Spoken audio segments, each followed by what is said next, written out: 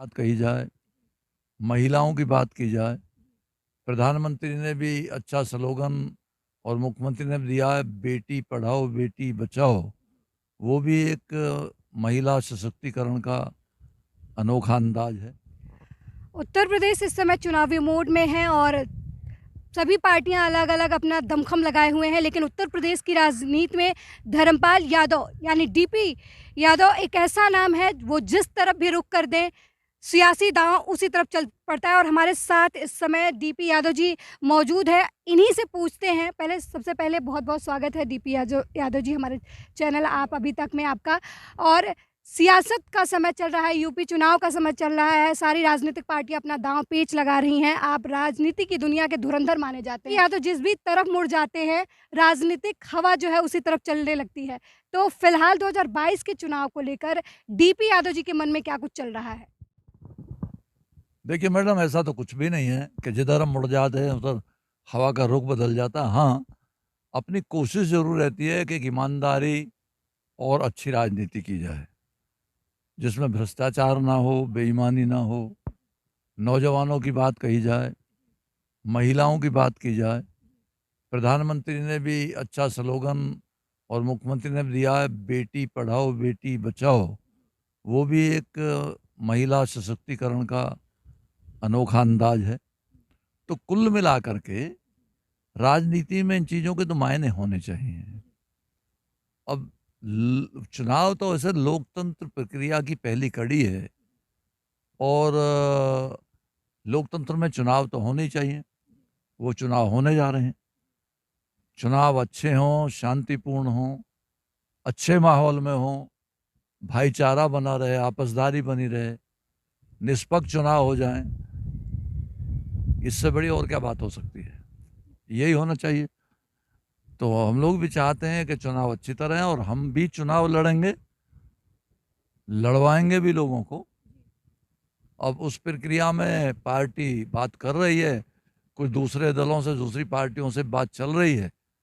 अब कौन कहाँ तक कैसे पहुंचता है, ये आगे आने वाला भविष्य बताएगा। डीपी यादव जी, जैसे आपने अभी-अभी तारीफ़ की है प्रधानमंत्री मोदी की, तो आपके इन बातों से क्या समझा जाए? कहीं आप बीजेपी भी अगर आपको प्रस्ताव देती है अपने साथ चुनाव में आने की, तो क्या डीपी यादव के मन में बीजेपी को लेकर भी कुछ चल रहा है? नहीं नहीं, मैंने तारीफ नहीं की है। मैंने तो देश के प्रधानमंत्री ने जो अच्छे कदम उठाए हैं उनके बारे में मैंने कहा है। ये कदम अच्छे लगे, अच्छा इनका इम्प्रेशन है, इसलिए मैंने कहा कि देखिए, जिस महिला ताकत को अब तक खाली महज कहने के लिए राजनीति लोग या पार्टियां आगे बढ़ाने का बात कहती रही हैं, तो हमने तो अपनी पार्टी के बैनर पर माननीय अटल बिहारी वाजपेयी जी जब प्रधानमंत्री थे और महिला पार्लियामेंट में और राजनीतिक दल में महिला आरक्षण की जब बात आई थी, तो हमने तो तब भी दिल्ली में बहुत बड़ा लंबा प्रोसेसन किया था और हमको आश्वासन भी मिला गया था कि भाई हाँ, महिलाओं का रिजर्वेशन 33% तो कम से कम होना ही चाहिए। तो ये लड़ाई तो हम लोग भी लड़ते रहे हैं और अच्छा है कि समाज का एक बड़ा तबका, वो हिस्सा जो महिलाओं के रूप में है, उसको भी आगे बढ़ने का, आगे आने का मौका दिया जाना चाहिए। तो इसलिए मैंने कहा। यादव जी, जिस तरीके से समाजवादी पार्टी भी हुंकार भर रही है कि वो सत्ता में आने वाली है बीजेपी को हटा करके, तो सपा का एक और उद्देश्य है, वो छोटी-छोटी पार्टियों को और जिनका भी दमखम है, उत्तर प्रदेश की राजनीति में जिन लोगों का दमखम है, उन्हें अपने साथ लाने की कोशिश कर रही है। तो क्या डीपी यादव से भी अगर समाजवादी पार्टी की तरफ से कोई संपर्क करता है, तो डीपी यादव एक बार समाजवादी पार्टी से जुड़ेंगे? क्योंकि आप पहले भी समाजवादी पार्टी से जुड़े रहे हैं। अब हो सकता है हम उनकी नज़र में छोटी पार्टी ना हो, इसलिए उन्होंने हमसे संपर्क नहीं किया। हमारा समाजवादी पार्टी से कोई संपर्क नहीं हुआ है, तो इसका मतलब तो ये समाजवादी पार्टी हमको बड़ी पार्टी के रूप में देखती है। अच्छी बात है, हमारे लिए तो खुशी की बात है। तो कुल मिलाकर के आगे आने वाले दिनों में जो माहौल बनेगा, जो हमारी पार्टी के साथी हमको एडवाइस करेंगे, उसके अनुसार चलने का काम चुनाव में किया जाएगा। उसी प्रक्रिया को हम लोग अपनाए हुए हैं और क्षेत्र में जनता के बीच में हैं हमारे तमाम साथी, तमाम लोग, पार्टी के पदाधिकारी, और ये कार्यक्रम लगातार चल रहा है। दीप यादव जी, आपने अभी महिलाओं के आरक्षण की बात की है। वर्तमान समय में कांग्रेस महासचिव प्रियंका गांधी हैं और वो लड़की है, लड़ सकती हूँ का नारा देती हैं। तो क्या आप महिलाओं की आवाज़ उठाते हैं, महिलाओं के हक की बात करते हैं? तो अगर कांग्रेस की तरफ से भी आपके आपके तरफ कोई प्रस्ताव रखा जाता है या फिर आपके मन में हो कि महिलाओं की बात कर रही हैं प्रियंका गांधी, तो उन्हें सपोर्ट किया जाए? नहीं, सवाल ये नहीं है, सवाल ये है कि मैं तो वैसे भी स्कूल कॉलेज चलाने वाला आदमी हूँ और मेरे स्कूलों में तो गरीब तबके की बच्चियाँ, लड़कियाँ बहुत हैं, करीबन 50% हैं। इवन देन सीबीएसई बोर्ड में भी आज की तारीख में हम करीबन 12-14 हज़ार बच्चों को शिक्षा देने का काम करते हैं पूरे यूपी में, पश्चिमी उत्तर प्रदेश में। तो कुल मिलाकर के मेरा सॉफ्ट कॉर्नर सोचना तो वैसे भी ये है कि विशेषकर गांव की अबोध बच्चियां, वो लड़कियां जो बेचारी शिक्षा से महरूम हैं, जिनके हिस्से में शिक्षा नहीं आ पाई है, कारण कई हो सकते हैं, चाहे वो गरीब तबके की हैं, गांव देहात की हैं, पिछड़े वर्गों की हैं। तो कुल मिलाकर उनकी भी हिस्सेदारी तो देश की राजनीति में होना चाहिए। इसलिए हम उन्हें शिक्षा देने का काम करते हैं और उनकी तरफदारी भी करते हैं कि उनकी बात सुनी जानी चाहिए, उनको आगे लाने का काम होना चाहिए। दीप यादव जी, आपका बुलंदशहर, बदायूं, संभल, जितने भी पश्चिमी उत्तर प्रदेश के ज़िले हैं, ज़्यादातर ज़िलों में आपकी तूती बोलती है। आपकी एक हनक है, राजनीतिक हनक है, पहुँच है आपकी। और अभी सपा भी पश्चिमी उत्तर प्रदेश को साधने की कोशिश कर रही है। बीजेपी भी पश्चिमी उत्तर प्रदेश पे ही फ़ोकस किए हुए है, क्योंकि किसानों का भी मुद्दा काफ़ी गर्म रहा और किसान नाराज़ रहे वर्तमान सत्ताधारी पार्टी से भी। तो आप अपने आप को पश्चिमी उत्तर प्रदेश में कहाँ देखते हैं? आपको क्या लगता है कि किस तरीके की राजनीति जो है वो पश्चिमी उत्तर प्रदेश के लोगों को भाती है? देखिए, इसमें कोई दो राय नहीं, पश्चिमी उत्तर प्रदेश का बहुत बड़ा नौजवान तबका हमारे साथ है और हम उसकी आवाज़ समय समय पर उठाते भी रहे हैं, उठाते भी रहेंगे। और मेरा सोच है कि नौजवान को आगे आने का मौका मिलना ही चाहिए। वही आज की मुख्य ताकत है, ऊर्जा है, उसमें आगे बढ़ने की कुव्वत है। तो उसका उपयोग देश के हित में तो होना ही चाहिए, समाज के हित में तो होना ही चाहिए। उसी को लेकर के हम लोग भी संघर्षरत हैं और कोशिश करते हैं कि उसकी आवाज़ आगे बढ़ाया जाए, उसको ताकत मिले, आगे आए। रोजगार की भी बहुत बड़ी समस्या है और उसी को लेके नेता तो बहुत सारी बातें लंबी चौड़ी करते हैं, मैं उसके ऊपर तो नहीं जाता। पर मैंने तो प्रमाणिक तौर पर अपने जितने भी उद्योग लगाए हैं, वो विशेषकर एग्रो बेस इंडस्ट्रीज हैं, किसानों से ताल्लुक़ रखने वाली, और उनमें किसानों के ही बेटों को, बच्चों को काम हमने दिया है। और आगे भी हम रोजगार के स्तर पर उन नौजवानों को या उन किसान मजदूरों के बच्चों को काम देते रहेंगे ताकि उन्हें रोजगार मिलता रहे और नौजवान की ताकत बनी रहे। दीप यादव जी, जिस तरीके से लगातार मतलब ऐसी खबरें चलती रही हैं कि आपकी एक राजनीतिक पहुंच है, लोगों के बीच आप लोकप्रिय हैं, जनता के बीच आप लोकप्रिय हैं। ऐसा भी आरोप लगाया गया कि भाटी हत्याकांड में आपको फंसाने की कोशिश की गई, आप बाइज्जत बरी भी हुए इस मामले में। तो आपको ऐसा लगता है कि आपका राजनीतिक करियर खत्म करने का षड्यंत्र रचा गया इस माध्यम से? देखिए, एक सीधा सा नियम है, किसी भी ताकत का विरोध होता है। हो सकता है लोगों को ये लगता हो कि भाई ये भी धीरे धीरे एक पॉलिटिकल ताकत बनते चले जा रहे हैं, उसे रोकने का ये उपक्रम हो, बदनाम करने का उपक्रम। बाकी तो माननीय उच्च न्यायालय ने सब कुछ क्लियर कर ही दिया है। तो कुल मिलाकर के एलिगेशन तो लगते हैं, लेकिन माननीय न्यायालय तो वहाँ है, सच्चाई के आधार पर निर्णय भी होते रहते हैं। तो कुल मिलाकर के हम समाज को जोड़ना चाहते हैं, आगे बढ़ाना चाहते हैं और नौजवान को ताकत देकर, रोजगार देकर और देश के साथ पूरी तरीके से जोड़ना चाहते हैं। इस समय राजनीतिक मुद्दे बदल गए हैं।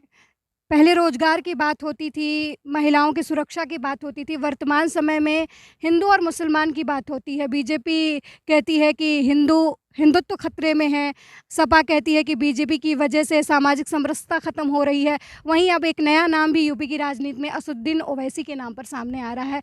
तो आपको क्या लगता है कि उत्तर प्रदेश में खतरा किसको है और किससे है, और असदुद्दीन ओवैसी के आने से उत्तर प्रदेश की राजनीति में क्या परिवर्तन होगा? क्योंकि डीपी यादव को ये चीज़ें पता है, क्योंकि वो खुद ज़मीनी नेता है। तो आम जनता की समस्या की बात करते हैं, तो आपको क्या लगता है कि इस चुनाव में कौन से मुद्दे जो हैं वो नहीं उठाए जा रहे हैं और किन मुद्दों पे चर्चा होनी चाहिए? देखिए, ये भाईचारे का देश है। गंगा जमुना की तहजीब इसी देश की कहानी भी है, संस्कृति भी है। तो मैं तो मंदिर मस्जिदों की बात नहीं करता। हमारा मकसद तो राजनीति में यही है कि आपसदारी भाईचारा बना रहना चाहिए। यहाँ का जो सौहार्द हमारे इतिहास के पन्नों में दर्ज है, उसकी सुरक्षा होनी चाहिए। वो सभी लोग मिलकर के अच्छी तरह रहें, अच्छी तरह चलें। इसी में देश की भलाई है और अच्छाई है। और इस बार 2022 के चुनाव में डीपी यादव का उद्देश्य क्या है? इनका चुनावी मुद्दा क्या है? मेरा चुनावी मुद्दा तो वही ईमानदारी की और भ्रष्टाचार से दूर की राजनीति। मतलब कहीं भी आम जनमानस के साथ बेईमानी ना हो, नाइंसाफ़ी ना हो। यही हमारे मुद्दे हैं। बच्चों को शिक्षा मिले, रोज़गार मिले, यही हमारे मुद्दे हैं। और अच्छे ढंग से हमारी कानून व्यवस्था दुरुस्त रहे, यही हमारे मुद्दे हैं। सर, कोरोना का भी समय है और अभी आज ही फिलहाल चुनाव आयोग की बैठक हुई है अलग-अलग दलों के साथ, और सभी दलों ने इस बात पे मुहर लगाई है कि चुनाव नहीं टलने चाहिए। आपको क्या लगता है? क्योंकि ओमिक्रॉन वेरिएंट भी आया है और ये काफ़ी संक्रमित करने वाला वेरिएंट है, और ऐसे में चुनाव होने वाला है। दूसरी लहर के समय हमने देख लिया, पंचायत चुनाव थे यूपी में, बंगाल में विधानसभा चुनाव था, तो उसकी वजह से चीज़ें काफ़ी हम लोग के सामने रहीं। लोग संक्रमित हुए, अस्पतालों में बेड नहीं रहा। तो ऐसे में ये जो निर्णय लिया गया है सभी पार्टियों की तरफ से कि चुनाव नहीं टाले जाए, ये किस हद तक सही मानते हैं आप? देखिए, ये मुद्दा वैसे तो हम लोगों का नहीं है। ये मुद्दा है भारत सरकार का, यहाँ के चुनाव आयुक्त का और चुनाव आयोग का। तो बेहतर तो वो अपनी रिपोर्ट पर आधारित इसका निर्णय लेने का काम करें। बहरहाल पब्लिक को बीमारी से तो बचाया जाना ही चाहिए, किसी भी तरीके से। मतलब ज़िंदगी तो बचनी चाहिए, तो उसका कोई भी रास्ता, कोई भी उपाय सरकार को तलाश करना चाहिए। और इसमें कोई दो राय नहीं कि बड़ी भयानक बीमारी है। मैं तो जिस स्कूल में बैठा हूँ, इसके भी जिन बच्चों के माँ-बाप कोरोना में चले गए, उनको हमने, हमारी कमेटी ने अपने पास से फीस दे करके, किताबें दे करके उनको पढ़ाने का काम किया है। तो कुल मिलाकर के बीमारी से दूर रहने का उपक्रम तो होना ही चाहिए, वो तो बहुत ज़रूरी है। और समाज को किसी तरह से भी बीमारी से बचाया जा सके, इसके लिए सतत प्रयास तो होने ही चाहिए। डीपी यादव जी, आपकी क्या अपील है? क्योंकि चुनाव का समय है और आप खुद चुनाव लड़ते हैं और लड़वाते हैं लोगों को, तो इस समय आप अपनी जनता जो आपको प्यार करती है, जो आपको चाहती है, उनसे आपकी क्या अपील है एज़ अ ह्यूमन बीइंग और एक राजनेता के तौर पर भी? नहीं, मेरी अपील तो यही है कि भई जो सरकार काम कर रही है, बीमारी से बचाने का उपक्रम कर रही है, उसको मानें, उस पर चलें, दूरी बनाए रखें और मास्क का उपयोग करें और चिकित्सकों की सलाह और परामर्श पर ज़्यादा ध्यान दें। भीड़-भाड़ से बचें, बड़ी-बड़ी मीटिंग्स से बचें और ऐसे किसी भी माहौल से बचें, जहाँ बीमारी बढ़ने और लगने का अंदेशा हो। डीपी यादव जी, आप राजनीतिक शख्सियत हैं, तो एक लास्ट सवाल आपसे राजनीति से जुड़ा हुआ कि 2022 के चुनाव में डीपी यादव मैदान में हैं। अब आप जिस भी पार्टी से चुनाव लड़ें या फिर खुद लड़ें, निर्दलीय लड़ाएँ लोगों को, या फिर आप अपने बैनर के तले लोगों को लड़ाएँ, तो डीपी यादव क्या संदेश देना चाहते हैं 2022 के चुनाव में दूसरी पार्टी के लोगों को? देखिए, मेरा संदेश तो सभी को ये है, शांतिपूर्ण चुनाव हो और जो भी उम्मीदवार हम अपने लेकर के आए हैं, वो पूरी तरह ईमानदारी के साथ लोगों का काम करें। उनकी परेशानियों को, उनकी समस्याओं को बुनियादी तौर पे देश ज़्यादातर गरीब लोगों का देश है। तो हम उसमें रहते हुए, अभाव में रहते हुए, सुविधाओं की कमी को देखते हुए प्रयास मेरा भी है, रहना भी चाहिए। संदेश भी यही हो सकता है कि अच्छे माहौल में, साफ-सुथरे माहौल में चुनाव हों, अच्छे उम्मीदवारों के साथ जाएँ। जनता से भी यही कहना चाहता हूँ कि पार्टी चुनने के बजाय वो उम्मीदवार चुनें। अच्छे उम्मीदवारों को वोट दें, अच्छे उम्मीदवारों के साथ जाएँ जो उनके काम कर सके, उनकी समस्याओं के लिए जी सके, उन्हें दूर कर सके समस्याओं को। ये बहुत ज़रूरी है। बहुत धन्यवाद सर। हमारे साथ अभी डीपी यादव जी थे, 2022 के चुनाव को लेकर बात कर रहे थे। जनता से अपील भी की उन्होंने कोरोना को लेकर कि लोग सुरक्षित रहें और मास्क लगाएँ। साथ ही उन्होंने ये संदेश दिया कि जब भी आप अपने लिए कोई नेता चुनने जाएँ, तो सबसे पहले ये देखें कि वो आपका कितना करीबी है। देखते रहिए आप अभी तक, हम आपको ऐसे ही बड़े-बड़े शख्सियत से मिलवाते रहेंगे, उनकी राय आपके सामने साझा करते रहेंगे।